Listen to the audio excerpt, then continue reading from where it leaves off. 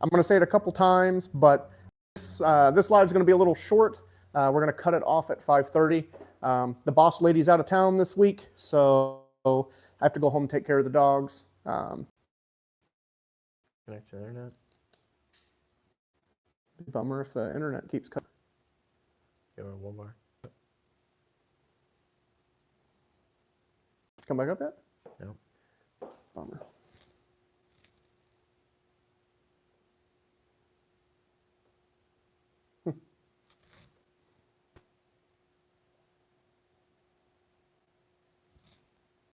It's weird.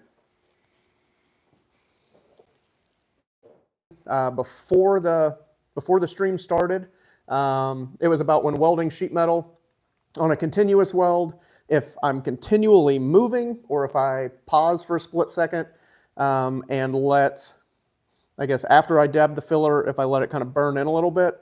So it's a little bit of that, but the opposite way. I'll add filler. It's not like I'm moving and pausing for like a count of 3 or 4 because the metal's so thin and I'm running the amperage that I want. So it's usually barely a pause. But all I'm doing is I'm watching the seam for that keyhole to open. That way I know I'm getting 110% penetration. So if you're watching this later on, hopefully that answers your question. There is a slight pause, but it's before I add the filler, not after I add the filler. That was from Alex, one of our members. Yep. Thanks for being a member. We have no questions right now, but you want to talk about what's going on? Yeah. So over the weekend, did a bunch of race car stuff. So we ran a compression test on the flathead just to kind of see where we were. A couple cylinders are a little low, but still not bad. So I don't think we have anything major to worry about. I'm going to take the 3.2 intake off and put a common plenum, like a NASCAR style intake on it, and 2 4-barrels. So I'm going to run 2 390 CFM 4-barrels. Hopefully that'll help our intake flow and fuel atomization going in. So I think I've got the intake track down. Then I just got to buy carburetors. And the rear end pieces showed up. I'm going to put a Mopar 8 3/4 in it and take the champ out. But I don't know if I'm going to do that this season. I want to get all the pieces ready to go before I decide to pull the rear end out of this thing. That way it's not in pieces when race season comes around. So I think I'm going to start with the intake, the carburetors, and a couple other minor little things and just see what kind of improvement we get. And so that's the plan for the red car. And then over the weekend I worked on the white car, and we can go back there and kind of changed around a little bit last week. I had to wrap up some stuff. But I'm on the convertible this week. And hopefully you guys notice the audio's hopefully better. Got another set of wireless mics, so hopefully that helps. But the first thing is I am working on the taillight buckets. So pulled the taillight out, and this was just a quick and dirty bucket so I could slide the taillight in. So I made this in a hammer form, and this is going to be the back side, and then it's going to be extended out, and I'll do a hammer form out of 1/2-inch steel bar once it's extended. So I did this little short piece on the hammer form so I could shrink that over and get that radius nice and consistent around. So then I'll just weld the extension. I think it's a 4-inch extension on it. And then this whole assembly will slide down into the hammer form with the 1/2-inch steel round bar, and I can heat that and hammer over the hoop.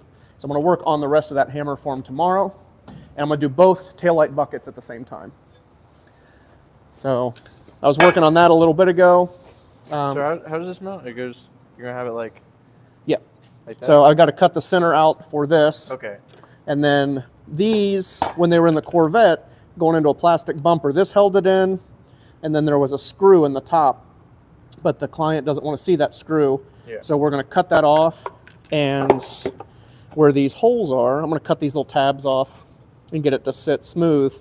Where these holes are, I'm going to drill it out, and I'm going to put a nutsert into the plastic. That way I can bolt it from the backside. Just melt one in. Yeah. All right. Yeah. Okay. Yep. So I'll do that. I'll grab the hammer form real quick and show you how I did that.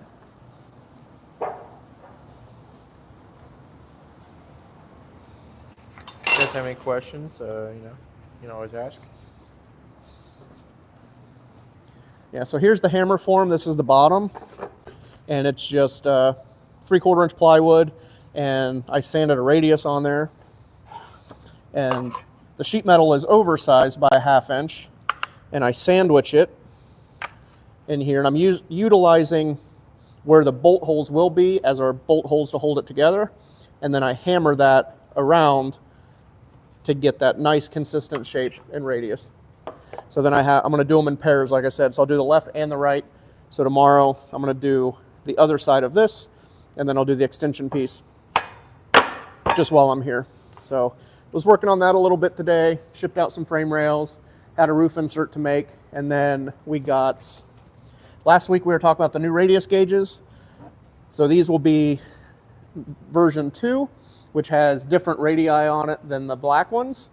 So these are getting ready to go to the CNC shop to be engraved. Hopefully they'll be done later this week. What different radius do they have? I threw the paper away, but it's got just different than what's on there. So like a 48, a 20, 26, just stuff like that. Other common radii that aren't on the first version. Okay. So we're gonna have 3 versions total. The next set will be blue, but I want to get these out and see if you guys like them before we dedicate the investment into doing version 3. So they'll be coming out hopefully this week. I mean, I see you using yours all the time. Yeah, yeah, yeah, and like that's the same thing. Like the ones that'll be on these are going to be radii that I use as well, that I ran out of space on the first one, and then version 3 will be the best or most commonly used of both of them combined. So hopefully it works out. And yeah, the Mack truck fender. If you guys haven't watched the wire edge video, that came out last Thursday. So it's live, but you could see how I did the wire edge on this. Looks really good. All with basic hand tools, because a lot of you guys want to see basic hand tool stuff instead of using power equipment. So due to their size, I couldn't put this in the Linux by myself. So I just did it with basic hand tools. So make sure to check that video out. I think Dom, you'll probably link that in the description tomorrow. Yeah, I can. Yeah. So any questions yet? Nothing. Nothing? Have you had any issues with the motor that's in the red car right now? No, it's just, I think it's a little tired. Because, I mean, we've been running it 3 seasons, and, I mean, we run it hard. You normally want to refresh it, like, what, every season? Probably every season. Like, if we run it like we did last season, every season you'd want to update it. Like, nothing major, but pull it apart, hone it, re-ring it, just check everything out. Yeah. Yeah, it was just puffing a little smoke at the end of running at Bonneville.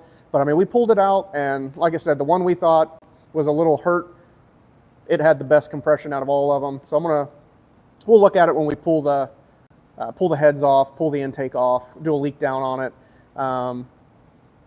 Just check the valves, check the head gaskets. But I think we're okay for one more season, especially because it's not like we're 1 mile an hour off the record. Like, we still have a couple years to go before we'll be knocking on its door, hopefully. Okay. So, yeah. All right, we got 2 comments. We got "Hey Dude" by Ben Shefty, and Casey Beach said, "How's the trailer that broke the world?" The trailer is still sitting on the lift in the back. Right there. Yep. You can barely see it. Yeah, my problem is I'm overworked, and I have things I think that are a higher priority than the trailer. Eventually I'll get back to it. It was close. Some stuff I wanted to change on it, so that kind of took the back burner. Trying to finish up race cars first. Race cars always take priority. I mean, you've been making good progress in the white car. Yeah, I've been really happy with it. We can walk back there. I don't think there's a whole lot that's new up here. You did the steering, right? Yep, I got the steering going on. I got the motor and transmission mounted. Firewall mounted. Seats mounted. All the seat belts are mocked up. Got a game plan started my list for AN fittings, which is kind of painful, just with what they cost.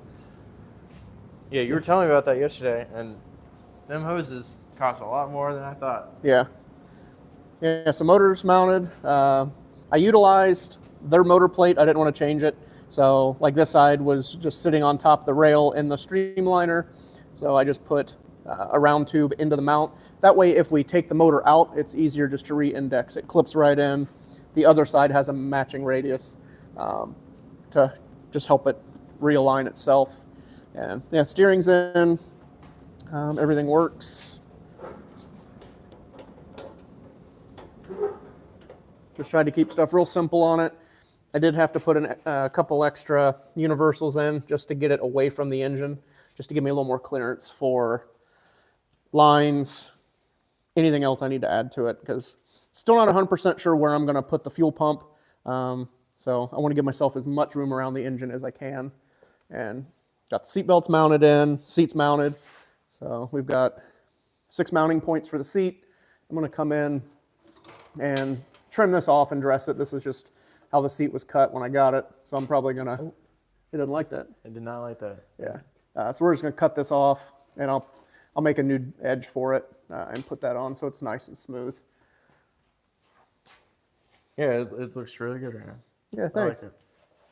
Yep, it's coming along, slow but sure. I only get a handful of hours each week on it. So. Yep, any questions yet or anything? Will there be an open house every Friday, or is that a one-time thing? It's always the first Friday of every month, not every Friday. And that is as long as I'm in town. So we're going to do one the first Friday in February. Maybe. Yeah, first Friday in February. I know it's one day in February. You're not here, right? That's a week. Yeah, a week. Yeah, because I have to, not the first week, but the second week, I'll be in Atlanta doing a 1-week car build at Brian Fuller's place with a bunch of other great guys. So we'll be there for that. But I don't think it's going to affect garage night. Yeah.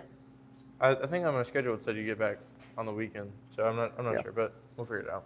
Yeah, and then I did get another set of front wheels for the red car.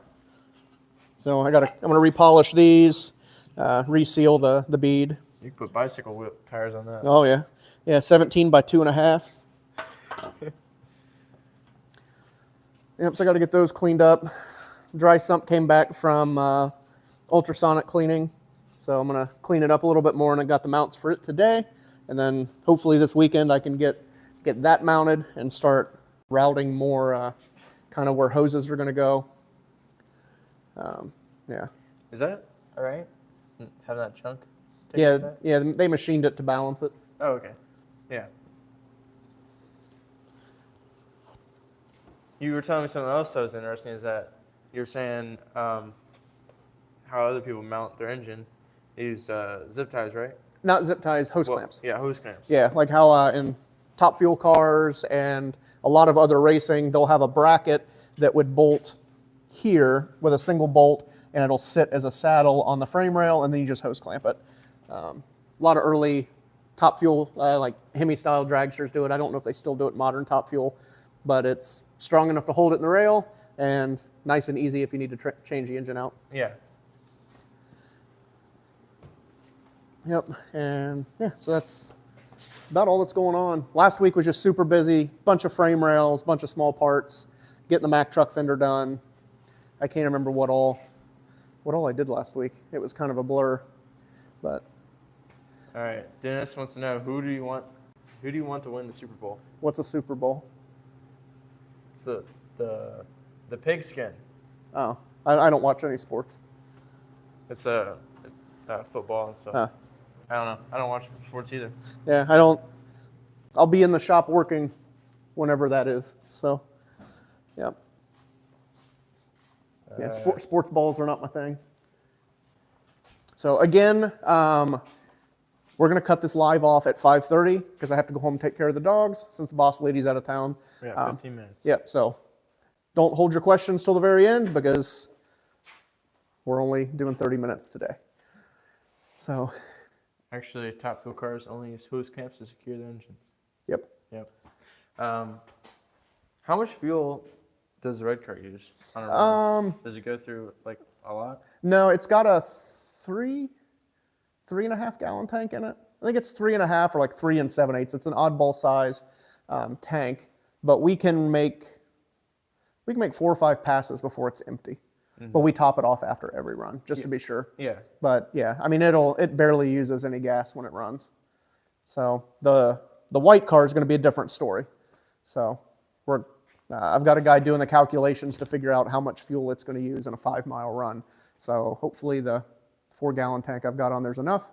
If not, I'll build a secondary sump off the bottom of that to get us some extra volume. Mike Daniels wants to know, when you use your English wheel, is it better to have it up eyesight? Up eyesight, the one I got is probably 8 inches lower, so you're always looking down. So that's a really delicate thing, and it's not necessarily English wheel stuff. It's anytime you're shaping metal. So we can do it at the power hammer and at the wheel. So if, like say on a low crown panel, like a roof insert, ideally you want to have it at eyesight so you can see what you're doing, because you're looking through the tooling. But to be at eyesight, I would have to be holding the panel up like this, which is exhausting. So usually what I do is I kind of hold it and then I'll peek my head down. And it's the same thing on the wheel. The wheel is not really at eyesight. I mean, you can, what is that? Almost 2 feet lower than my eyes. Because if the wheels were up here, I'd have to hold the panel up here, which is not very conducive for long term. So what you have to do is you kind of have to check it as you go and move your head down towards eye level. So ideally you want it at eye level so you can see what you're doing, but it's not really practical. Yeah, when I got to use the English wheel at your class, I like using it. You just gotta make sure you wash those fingers. Yeah. Yeah, and I think I've said this before, I rarely ever use the wheel. The power hammer took over everything. Shaping wise, so I mainly only use the wheel to put form in a panel. So I'm just not much of a wheel guy anymore. For the hammer form, is there any specific plywood you use? Seems like the cheap stuff wouldn't hold up being smashed with a hammer. So it depends on what you're trying to do, because you're using it to form it, but you're not bashing on it super hard. If you want super crisp corners, you want to put a piece of metal in there, like a 14 gauge minimum. That way it gives it something to be crisp against, because the wood is going to compress. But the stuff that I've been using is just 3/4 inch cabinet grade. If it's something super intricate, you could use a hardwood, but hardwood's more expensive. It's more labor intensive to get it cut out and do what you need. So most of the time, like even these are formers for the Linux. You can see I've got there's a piece of 14 gauge in the middle there. That way it makes everything nice and crispy. So I just use a lot of cabinet grade plywood for that stuff. That's all our questions right now? All of our questions right now. Let me see if I can think of something. Yeah? Yeah, we can show them the brake that came in last week. Yep. Yep, so ordered up a magnetic brake. Everybody says they're the thing to have, and it's one of the tools I didn't have, so we called up Bailey and ordered one, and yeah, we'll see if we end up using it or not. But you did a little piece of round. Yeah, you can. The cool thing about the mag brake is you can do round braking on it, just with using a piece of tubing up against the clamping plate. So then it just turns it into a radius brake, which is nice because then you don't have to have a bunch of different radius rolls like a standard radius brake. You can use tubing, preferably steel tubing since it's magnetic, and it'll help it stick to the electromagnet. And you just have to have one of the clamping plates to keep it from rolling off. So I've used them at like SEMA and other times I've worked with Bailey.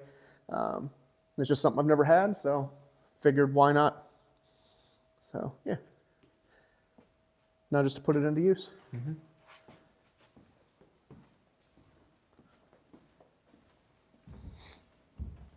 Yeah, and we just shipped out a set of frame rails. That's why the Indy Roadster is over here, because I had frame rails all stacked up over here. So all that stuff just went out, probably 30 minutes ago? Yeah, they were just here. Yep. Have you ever had anything go wrong when you're doing any runs? At Bonneville? Yeah. No, luckily everything's been pretty smooth.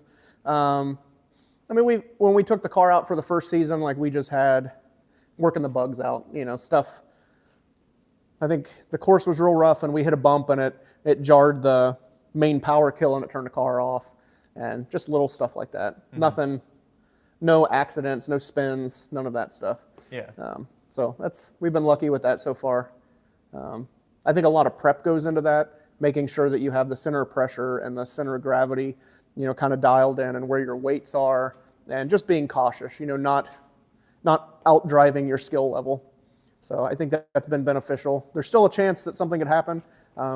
They're called accidents, not intentionals. So stuff happens, but I'm doing my best to prepare to prevent that. John Moran wants to know, how many hours do you work a day? On customer stuff, I'm usually here from 7:30 to, I work to about 5 on customer stuff, and then I try to work for an hour or so on my own stuff. But that's Monday through Friday, and then Saturdays I'm usually here from 7:30 to 3 on Saturdays and Sundays. But again, Saturdays, Sundays, and nights are on my own stuff. Did you guys get my order from Nick Gare? Oh, all right, dude. Come on now. What do you say? He's like, it's like, hey, you got the order for Mike Oxlong? Oh yeah. Yeah. All right. Yeah. All right. Come on now. Yeah. Because one of our followers, Rico, he did send me some edge clamping Clecos. So thanks for that. I know Rico's Rides is on here quite a bit. Off the wall question. I've seen radius gauges, but how did you get a wall full of larger gauges? So it's called a sweep. It's a unit of measure. A lot of metal shapers and even boat builders use it. I don't know how much it's used in aviation anymore. But Chris Rush made these for me. Customs by Jimmy on Instagram and Facebook. He makes them. There's a few other places. And then Mike Phillips outside of Philadelphia, he has a CAD drawing. I think you can reach out to him and he'll get you the CAD drawing if you want to have them lasered. But each one goes up in an increment of 1/16. So a 0 is flat, a 100 is 100 1/16 in the center. I use those for checking flowing long sweeps on roofs and doors, and just making sure everything flows when I'm making panels.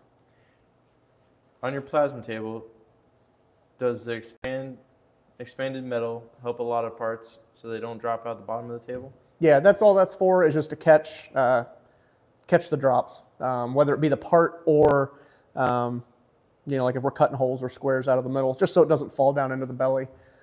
The problem is you got to keep up on cleaning it out, which I really suck at. But then I also don't use the plasma very much anymore. Yeah, you normally get stuff from Send Cut Send. Yep, I do a lot of stuff with Send Cut Send, just because it's so convenient and laser quality is so nice.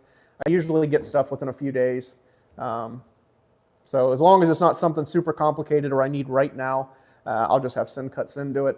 I'll design everything in CAD, send it to them, and it shows up in a box with candy. Candy. Yeah. Can't beat yeah, that. That's right. All right, we got 4 minutes. So 4 minutes. What's the process for making precise notches on tubing? So what I do is I've got this tubing notcher, and then I don't really use angle finders a whole lot. I use 2 straight edges bolted together for a pivot, like a standard angle finder, and I line that up with whatever I need the angle to be, and then I carry that over and line it up with the tube, and then I can index our notcher. So I try to use as little math as humanly possible. Just use, a non-numerical angle finder, and I just line everything up with the center line. Yeah, how do you do tubing? Like, say you need a bend in tubing, do you do pie cuts, or is there like another way to do it? Or is pie cuts the only way? What do you mean? Like, this would be a good example. Like, say you didn't have a tubing bender. Yep. Would you just do cuts Yeah, I mean, like that? you could miter cut it if you don't have a tubing bender. Usually the miter cut thing is, even if you can get mandrel bends, say you need to change the center line radius of that to be something super tight that's not bendable. Mm-hmm. If you miter cut that, you can get a super crazy tight, or like a twist. Yeah. That's mainly what that's for. Some people, I don't know, it's a mixed bag. Some people hate the way it looks, some people love the way it looks. Mm-hmm. Personally, I don't like it, but like even on the white car, I'm gonna have to do that because I'm gonna have some really tight bends that I need to get I think it looks good because you can see all the individual welds and everything. Yeah. I like it. Yep. So get your last minute questions in because again we are dipping out at 5:30 because I got to go home and take care of the dogs because the boss is out of town. So we only have a couple minutes left. 2 minutes. Here's your question. Hot Rod Hudson Garage and Adventures said, this question might have been answered before, but how long have you been doing metal shaping and who got you started? By the way, I love the channel and appreciate you sharing your knowledge. Thanks for watching. So I've been in business for 20 years. I really didn't have anybody get me interested. I didn't even know a lot of this stuff was even possible, especially with me, but I just was so broke that I couldn't afford stuff. So it was like, I have a rusty truck cab, I need to make a patch this big, and then it evolved. And then once I started learning more about it, like I kind of knew what I was doing, like I was accomplishing what I needed, and then I learned what was actually happening later on. So I just built upon those skills. You know, I didn't have a mentor. My dad wasn't a metal shaper. I just kind of got into it out of necessity, and then it evolved into all of this. Hi, man. Greetings from Poland. Yeah, thanks for watching. It's cool to have somebody that far away. Yeah, we usually get people from Australia, Yep. UK. Yep, and speaking of Australia, we are doing classes. I think it's October 14th, 15th, maybe 15th, 16th, and then the following weekend. So we'll be in Australia for 2 or 3 weeks. So if you're in Australia and you want to do a class with me, we'll be at Motor Retro in Sydney for 2 weeks. And then I'm probably going to buzz around. So if you got a shop that need a hand or you want a private class, hit me up and we can make that happen while I'm over there. That would be really cool. Have you been there before? Nope. I'm not looking forward to the... You're going to have to get used to being upside down. Yeah. I know it's a 15-hour flight from LA to Australia, so I'm not gonna be real happy being in an airplane for 15 hours. But yeah, especially gotta have some good headphones. Yeah. So get your questions in. We're running out of time. Well, we're already at 5:30. Yep. So we'll just give you one chance. If there's any more last-minute questions, I apologize. We're cutting it short, but like I said, I got to go home and take care of the dogs because they want dinner. Don, one of our members, said, "Good evening, Mike and Dom." Yep. Hello, Don. Yep. Thanks for tuning in, even though it's going to be short. So, any last-minute questions? Dennis wants to know if your wife's going with you. She's planning on going to Australia with me. We're still working all the details out because we got 3 dogs, so somebody's got to stay home and watch them. Yeah, that'll be difficult. Yep. All right. You want to end it? Yeah. I mean, again, sorry that it's a short one, but thank you guys for checking this one out. If you have any questions, comment on this video, one of the other videos. We'll do our best to answer them, or catch us next week when it should be a standard hour-long live event. Check out our Facebook, Instagram, all of that stuff for more updates throughout the week. And yeah, if you want some merch, hoodies, socks, hats, any of that stuff, head on over to Cornfieldcustomsltd.store. Check it out, and I appreciate it. So, yeah, anything from you, Dom? I like the hats. I like the socks.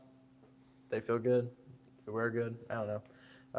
People are saying thanks. You're a master of your craft. Yeah, thank you very much. Amazing content. Yep. Thank you everyone for watching. Yeah, thank you guys so much for watching this and our other stuff. And yeah, keep giving us feedback. And that's about all I got. And I guess we will catch you next week. So we'll see you live at 5 next Monday.